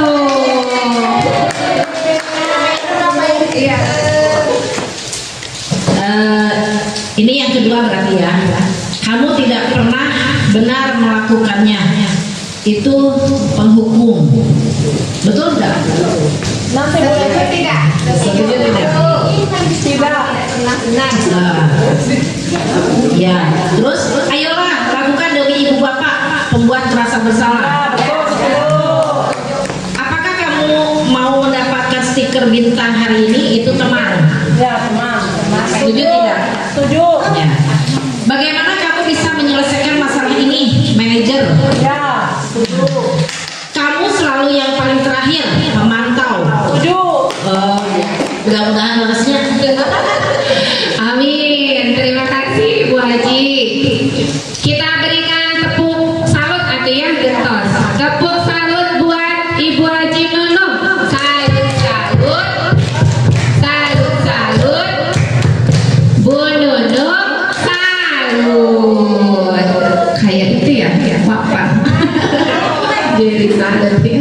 Terima kasih Bu. Bu Ayah Nusamita jawabannya? Beda satu. Ada yang beda satu. Oke, kita cross check. Coba silahkan. Kamu mau memantau dan kamu tidak pernah Yang mana Kak? yang kamu tidak pernah benar melakukannya pemantau. Kamu tidak pernah benar melakukannya. Kalau digituin jadi si anak kayak ngerasa diintimidasi teh gini. dijudge ya, jadi dihukum dengan kata-katanya sendiri. Nanti Ibu bisa lebih mempelajari lagi tentang materi ini. Coba anu 100 nilainya nama angkat tangan.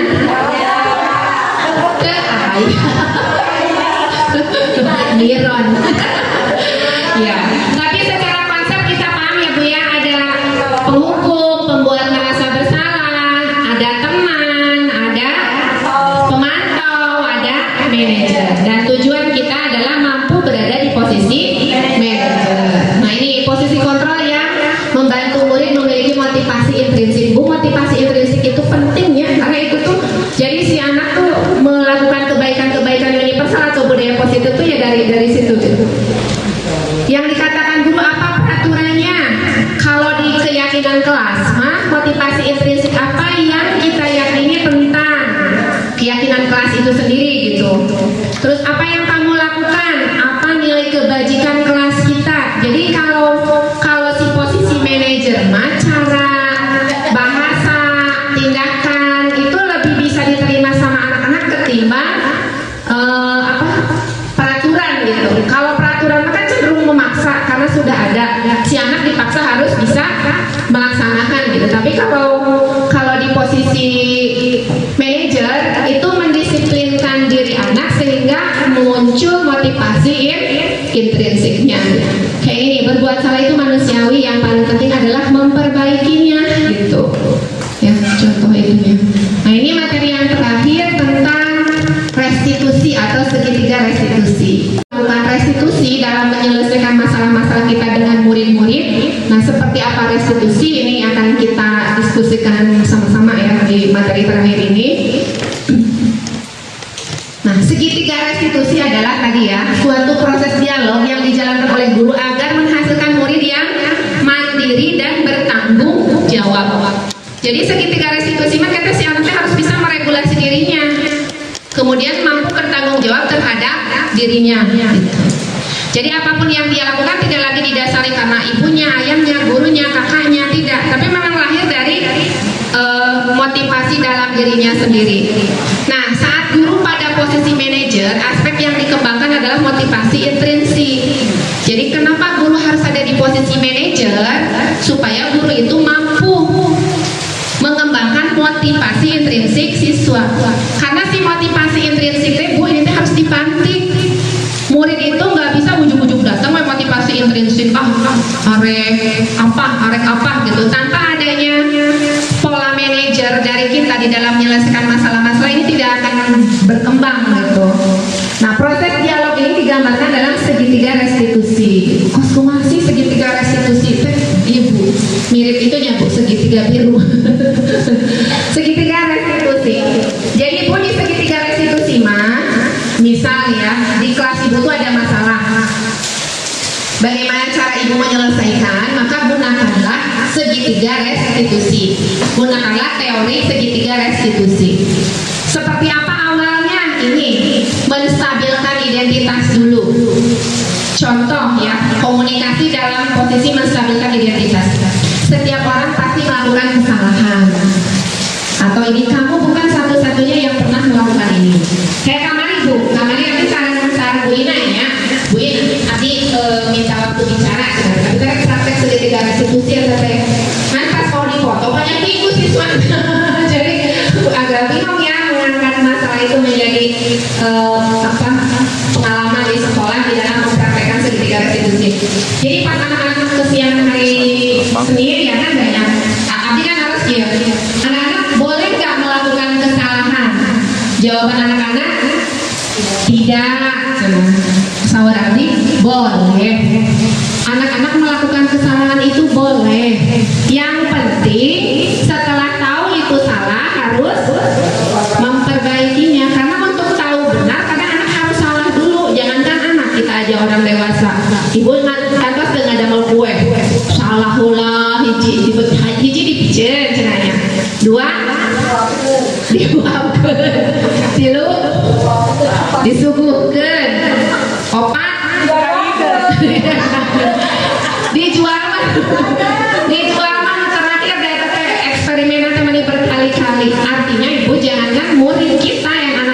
kecil yang memorinya masih belum banyak, pengalaman hidupnya belum banyak. Kita aja yang udah selama ini hidup kadang masih melakukan kesalahan. Jadi ketika anak melakukan kesalahan atau ujug-ujug dijudge ibu kan baik, kemudian dia tuh lagi belajar untuk benar. Yang perlu kita katakan adalah setiap orang pasti pernah melakukan kesalahan, atau kamu bukan satu-satunya yang pernah melakukan ini. Jadi si anak tidak merasa siun, hariwang, ketakutan berlebihan gitu, sehingga dia tidak merasa aman dan nyaman di kelas. Nih ya, setelah menstabilkan identitas, Bapak Ibu nanti masuk ke validasi tindakan yang salah. Divalidasi, kita kan guru tuh tahu ya kesalahan anak di mana, tapi itu harus divalidasi. Divalidasi itu diyakinkan kepada anak kalau itu memang kurang pas, kurang baik, tidak tepat gitu. Tapi bahasa yang bisa kita gunakan adalah kamu tentu punya alasan mengapa melakukan ini. Misal ya tunjuk-tunjuk budak di kelas pasti harus kuno si itu nada aku moyokan mitnah weng kusai cenah lawan gitu. Dia punya alasan kan melakukan sebuah kesalahan. Atau adakah cara yang lebih efektif untuk mendapatkan apa yang kamu butuhkan?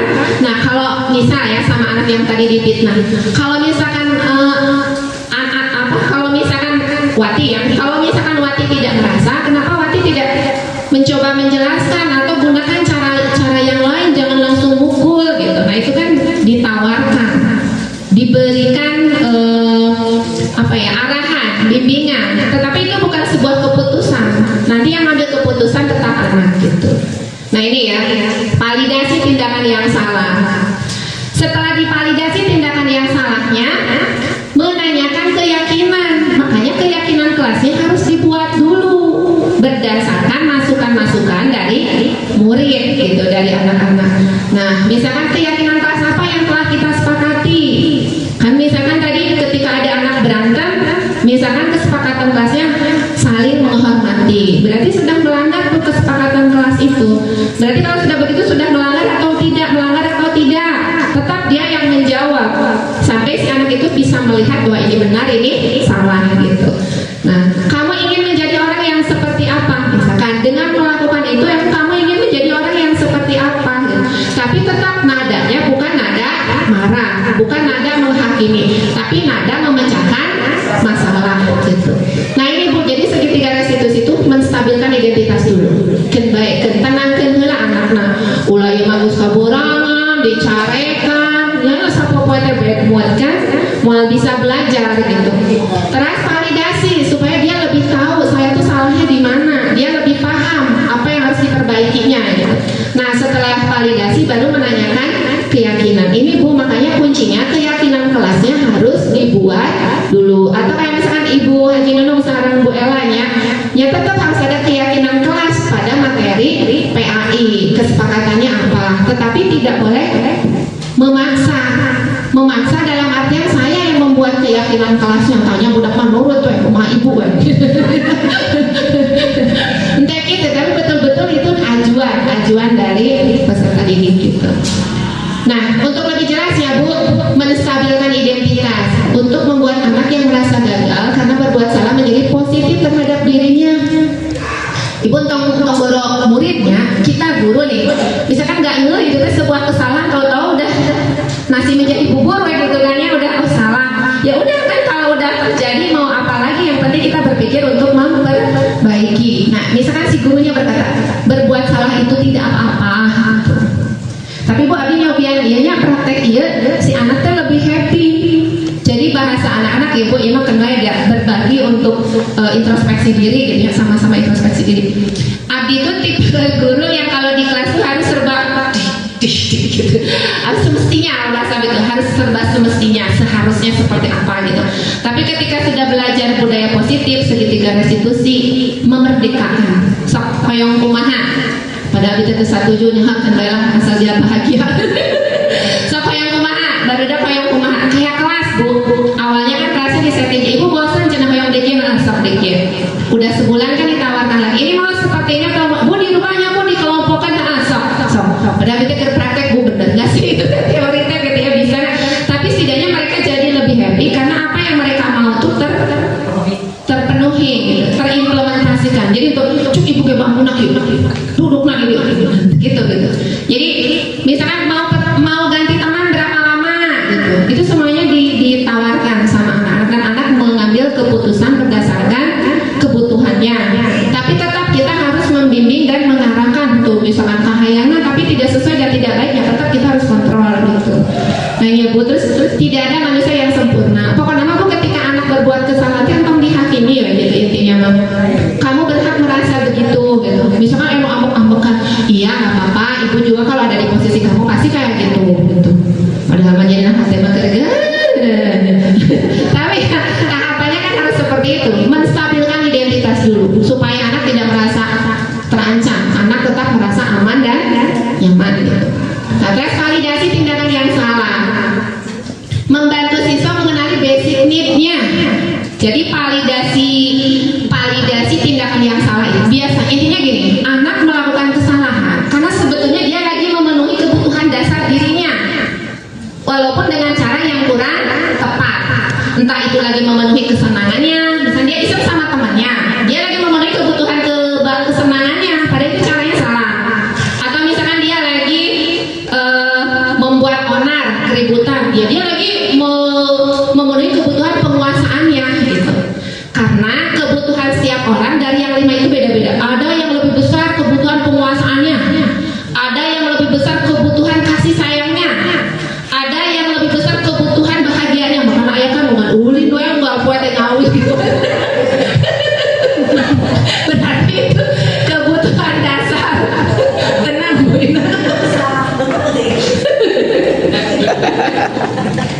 Benerannya gimana si ayah ini? Beda-beda. Ada yang porsinya besar di penguasaan, ada yang porsinya besar di kasih sayang, ada yang porsinya besar di kebahagiaan atau kepuasan, ada yang porsinya besar di kesenangan, itu beda-beda. Nah, si anak ketika melakukan kesalahan, pada prinsipnya dia tuh lagi mencoba memenuhi kebutuhan dirinya yang dasar itu. Karena porsinya beda-beda, kebutuhan besarnya beda-beda gitu.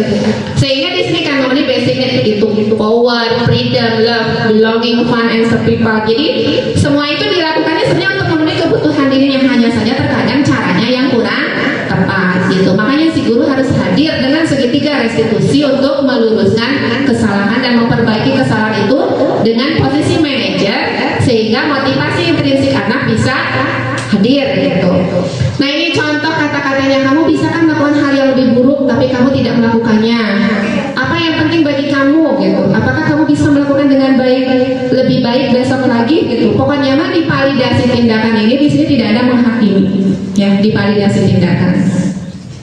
Ya. Nanti PowerPoint-nya di-share ya. Dengan rasa hormat nanti di japri, kecuali yang bahagia di grup. Terus menanyakan keyakinan. Anak melihat kesalahannya dihubungkan dengan norma sosial dan nilai-nilai yang mendasari manusia berinteraksi dengan orang lain gitu. Jadi di menanyakan keyakinan mah Bu, sebenarnya mengembalikan ke komitmen si anak gitu. Nah, kelas yang ideal itu seperti apa? Kamu ingin jadi seperti apa? Apa nilai yang kita percaya di kelas gitu, kayak gitu. Balik lagi ke keyakinan kelas. Banyak Bu, keyakinan kelas itu sangat penting untuk dibangun. Bukan masalah Indonesia gawe keyakinan kelas itu tujuannya adalah untuk mengembangkan motivasi intrinsik murid, anak, siswa. Dengan apa? Dengan penyelesaian segitiga restitusi dari Bapak Ibu gurunya. Nah, ini ada yang terakhir di situ ada apa ya? Agak panjang bacaannya, tapi nanti kita akan analisis di mana posisi menstabilkan identitas, di mana posisi yang kedua itu apa? Validasi tindakan yang salah. Kemudian yang ketiganya menanyakan keyakinan. Ibu bisa baca dulu mungkin sebentar. Terus nanti di bagian terakhir itu ada 5 pertanyaan. Kira-kira kalau 5 atau 4 bonus siji. Ada 4 pertanyaan yang terakhir. Jadi di situ kira-kira kalau cerita dialognya seperti itu si Bapak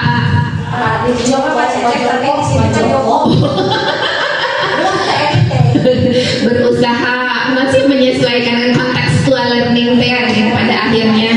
Sampai jam berapa ya? Jam 3 Ibu, sampai jam 3 malam prepare PPT sama ininya. Oke, jadi di situ tuh ada dialog. Nah, kira-kira kalau cara penyelesaian gurunya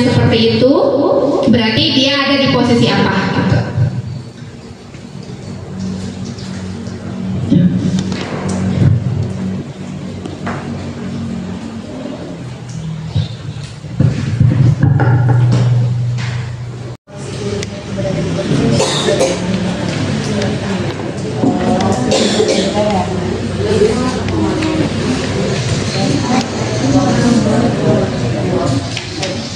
yang nomor 4 itu tuh ketika gurunya tuh berada di posisi manajer ya Bu? Iya. Mangga, yuk, mangga, sepatu sandal beres.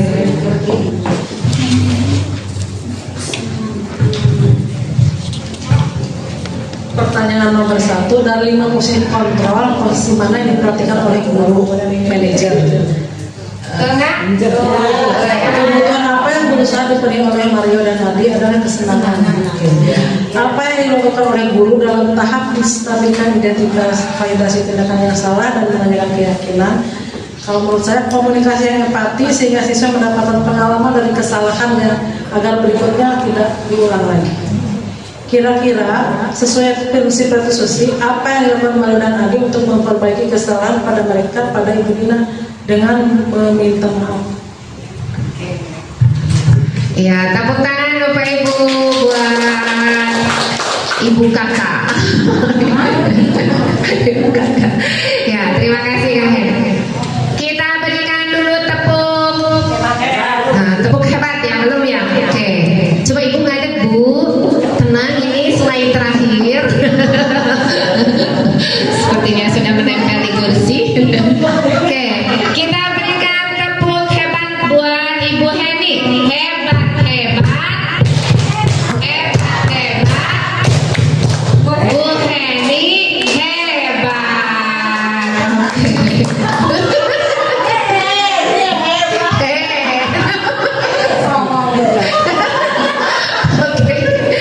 Ya, Ibu kita coba koreksi sama-sama ya.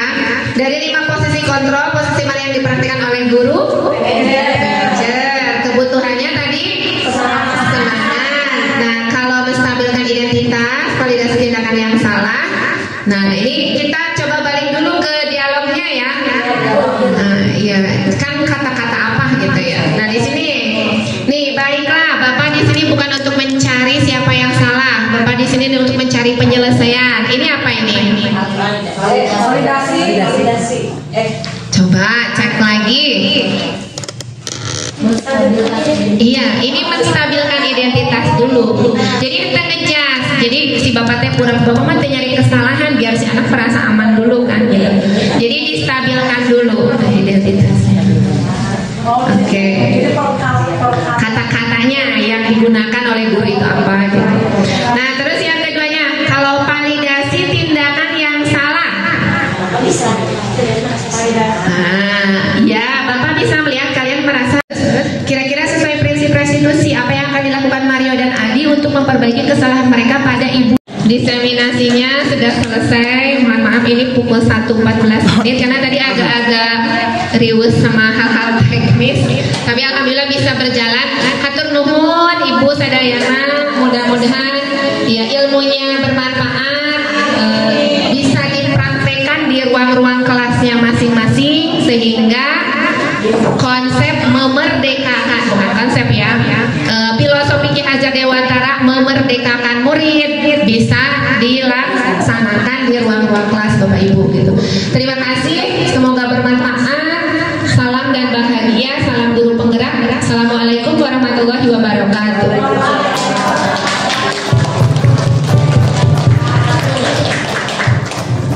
Izin testimoni. Bismillahirrahmanirrahim. Assalamualaikum warahmatullahi wabarakatuh. Perkenalkan, saya Heni Hendarsi dari SDN 1 Negeri Kidul, teman sejawatnya Ibu Erni Asmawati MPD. Dengan adanya pelatihan dan pemaparan tadi tentang diseminasi budaya baik, kami sebagai guru dapat mendeteksi hal-hal apa saja yang dapat diterapkan di ruang-ruang kelas, dan kami jadi tahu dan mengupgrade pengetahuan bahwa ternyata selama ini apa yang kami lakukan masih kurang dan bahkan bisa dikatakan salah. Terima kasih atas ilmu pengetahuan yang diberikan oleh Ibu Erni Asmawati. Semoga kami bisa menerapkan budaya positif ini di ruang-ruang kelas sebagai bentuk peningkatan agar terciptanya profil pelajar Pancasila. Ya, bismillahirrahmanirrahim. Assalamualaikum warahmatullahi wabarakatuh. Perkenalkan, nama saya Agistia Fadliah. Saya guru kelas 5 di SDN 1 Negeri Kidul. Setelah saya mengikuti kegiatan diseminasi budaya positif yang disampaikan oleh Ibu Erni Asmawati MPD, saya mendapatkan refleksi untuk diri saya sendiri. Manfaat tentu saja, ilmu-ilmu yang tentang budaya positif saya semakin bertambah, dan juga saya menjadi refleksi untuk diri saya dan akan menerapkannya di anak-anak, khususnya di bagian tema segitiga restitusi tadi. Kondisi kelas saya dengan anak-anak yang cukup aktif.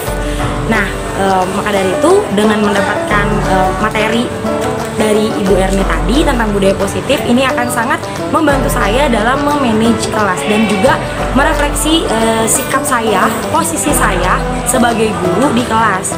Selama ini mungkin saya masih ada di membuat merasa bersalah dan teman bersama anak-anak. Tapi setelah mendapatkan materi ini, saya akan berusaha memperbaiki diri saya. Semoga saya bisa menjadi seorang manajer di kelas dan bisa membangun lingkungan positif dan budaya positif kepada anak-anak. Sekian yang testimoni yang bisa saya sampaikan. Wabillahi taufiq wal hidayah. Wassalamualaikum warahmatullahi wabarakatuh.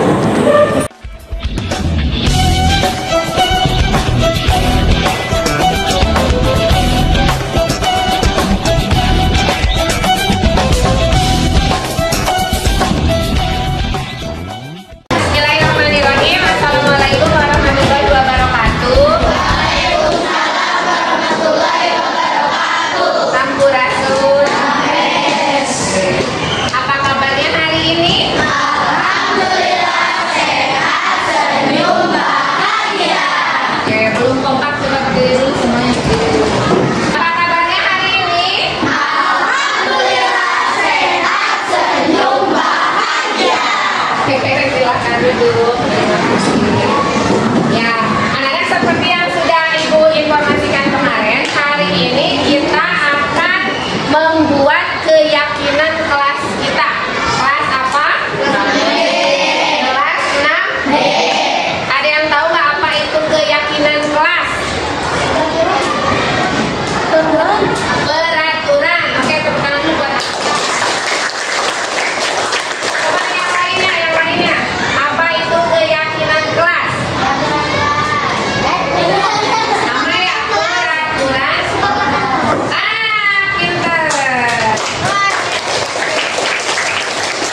Tadi tepuk tangan juga buat Teh Floris ya. Siap nanti dijawab. Nah, jawaban yang paling tepat adalah jawaban apa aja. Apakah? Nah, keyakinan kelas itu adalah kesepakatan. Coba apa bedanya keyakinan kelas dengan peraturan kelas? Siapa yang bisa jawab? Apa bedanya peraturan kelas dengan kesepakatan kelas atau keyakinan kelas? Gak apa-apa, salah juga, oke.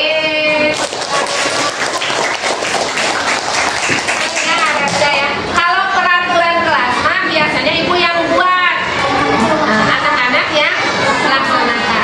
Tapi kalau keyakinan kelas atau yang tadi disampaikan sama Kakak Raja, kesepakatan kelas itu adalah peraturan yang dibuat bersama berdasarkan apa Pak? Oke, pintar. Kesepakatan. Tok bongkong coba. Kelompok 1. Masih siap? Ibu akan bagikan anak-anak nanti menuliskan satu keyakinan kelas ya. Misalkan saya mau kelas saya itu tidak ada yang terlambat, jadi tidak terlambat datang sekolah. Atau saya mau kelas saya disiplin, jadi disiplin gitu ya.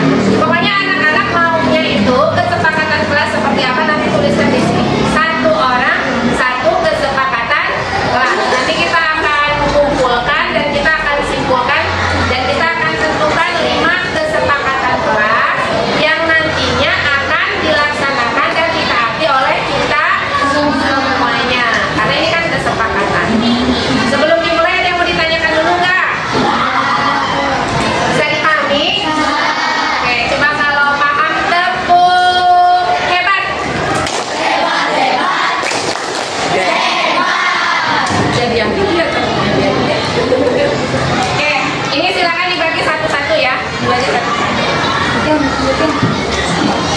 Dan D. Kelasnya itu iya teh. Nama kita ini Nama apa? nama kita ya Gak usah. Keyakinan kelasnya saja.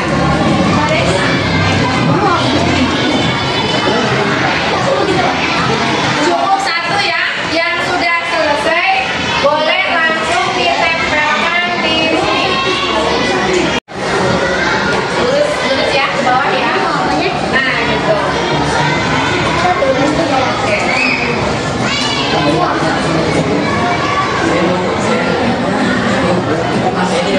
Ya yang sudah selesai boleh langsung ke depan.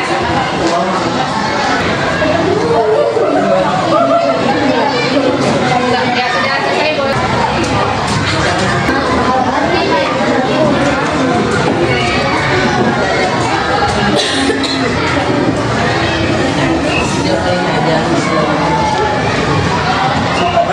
Amar dulu.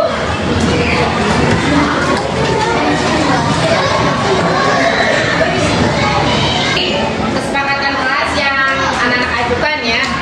Nah, di sini ada saya mau kelas saya tidak membawa makanan plastik. Oke ya, ini satu kelompok. Yang pertama nih, yang kedua tidak boleh terlambat datang ke sekolah. Kita coba buat ini nanti di kedua. Saya ingin kelas saya disiplin dan mudah untuk diatur. Berarti beda ya. Oke, kita buat yang ketiga ini. Saya ingin kelas saya kompak dan solid. Terus saya ingin kelas saya menghargai satu sama lain. Ini sama atau beda? Beda ya, menghargai. Kita coba buat di sini. Saya ingin kelas kita disiplin, menjaga kebersihan kelas. Saya mau kelas kita tertib dan menghargai teman kita yang sedang berbicara. Terus yang ini tidak boleh main HP kecuali untuk informasi atau chat orang tua. Nah ini ada bergotong royong satu lagi, coba kita boleh lihat ke teman-teman. Bergotong royong kira-kira maksudnya kemana? Ini ya. Berarti ini terpisah di sini satu ya. Berarti ini ada berapa? Ada berapa baris? Ada 6. Berarti kesepakatan kelas kitanya ada 6. Kesepakatan kelas itu atau keyakinan kelas nanti harus diingat dan harus bisa dilaksanakan gitu ya. Tangan dulu untuk Teh Rida, Teh Suci sama Teh Siti.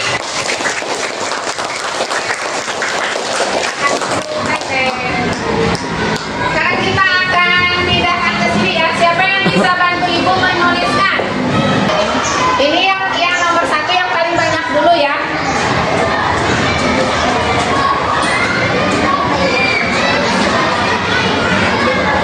Ya, nomor 1 di sini Teh. Nomor 1 berarti apa nomor 1? Disiplin. Oke. Terus nomor 2 yang ini. Saling menghargai. Yang ketiga berarti yang ini ya. Tidak boleh jajan. Oke, yang keempatnya melaksanakan sholat duha tepat. Oke, yang kelima ya menggunakan HP.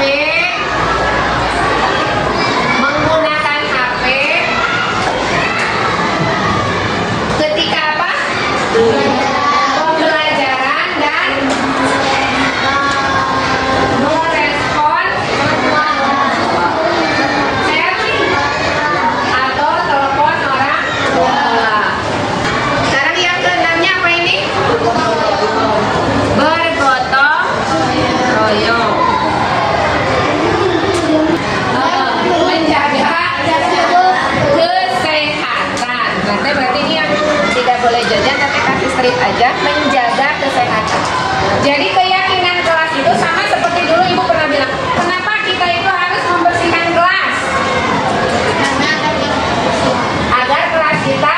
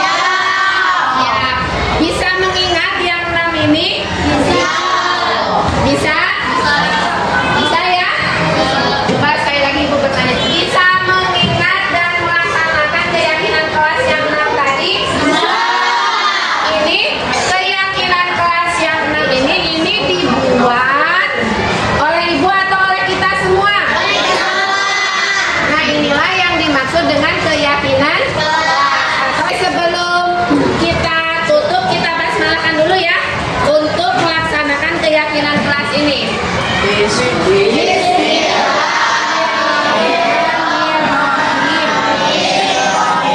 mudah-mudahan Allah berikan kemudahan supaya kita bisa melaksanakan keyakinan kelas kita sehingga kita bisa tumbuh menjadi pribadi yang terus lebih baik. Assalamualaikum warahmatullahi wabarakatuh. Halo teman-teman.